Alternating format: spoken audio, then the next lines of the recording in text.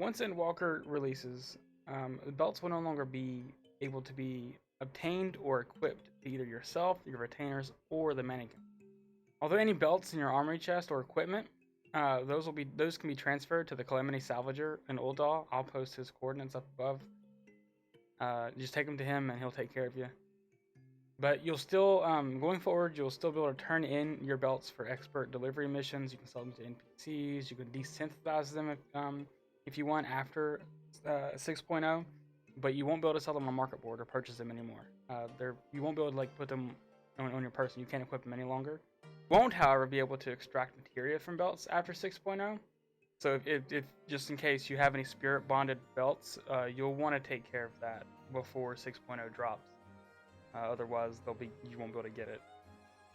But you can remove a fixed materia.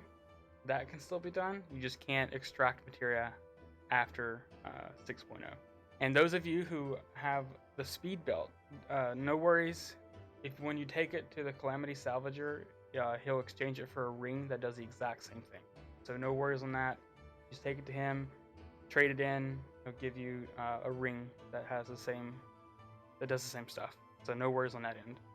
So since we talked about belts, let's talk about high quality gear and items and stuff like that. Because after Endwalker, you'll no longer get high quality versions of stuff like enemy drops, token exchange materials, non-craftable materials, and gathered items. Those will no longer you won't get those. But you can still craft high quality items and you can still collect high quality gear. So going forward, that means that quests and challenges and achievements, those are going to be adjusted for not being able to get high quality versions of stuff anymore. So they'll adjust that once 6.0 drops.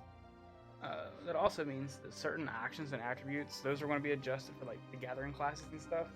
So you'll no longer need to worry about like gathering high quality materials and stuff for like little like quests and stuff like that. You won't need to worry about that anymore. Instead, these are going to allow you to gather more of those items in question. So fishing, for example, those are going to they will have a different parameter for those abilities to affect. So they don't really know exactly what they're doing still, but it kind of sounds like it'll adjust the size of the catches and stuff like that. So we still don't know exactly, as far as I know. So that's as far as like the high quality stuff. We're not really going to know too much about that yet, but just know going forward, you can't get high quality versions of gathered items and drops and craftable materials and stuff like that. But you can still craft high quality items and collect high quality gear. So there you go. Another thing I want to talk about is teleportation fees going forward after Endwalker drops. So they're still going to be calculated for distance between teleportation points, but it's changing a little bit. So some teleports are going to be cheaper than they were, and some are going to be like the longer distance teleportations. There's going to be quite a bit more expensive. They're going to be exceeding about 1,000 gil at this point. So, but it's kind of like trying to lay the foundation for further expansion. And I mean, I guess because we've been teleporting between continents and dimensions, and soon between astrological bodies, it'll be a long time. It's been a long time coming. So I mean, it makes sense. I always kind of wondered why it was so cheap to teleport back and forth. I've just been doing it willy nilly, like crazy. But now I might have to be a little bit more particular with how we go about teleporting. But you still have teleportation tickets. They're just going to be they'll be adjusted. So like there'll be different types of tickets. Some will be limited to range, and I'm sure some will be like there'll be limitations and stuff on what the teleportation tickets do. But Yoshi P did recommend that it'll be smart to use our free destination and our home point to relay the locations that would be expensive to go back and forth between. So he recommended doing that.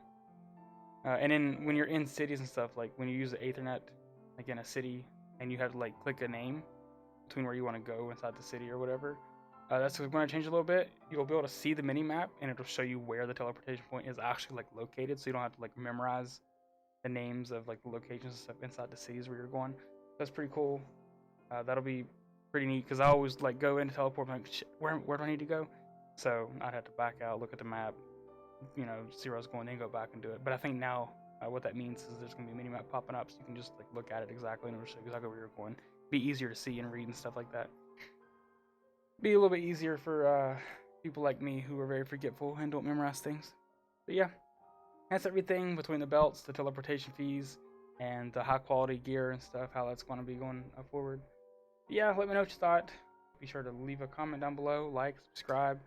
I do try to stream most days on Twitch, most mornings on Twitch. Everything's down below. That's 1028 on literally everything, pretty sure. So yeah, I'll see you guys later and have a good one. Peace.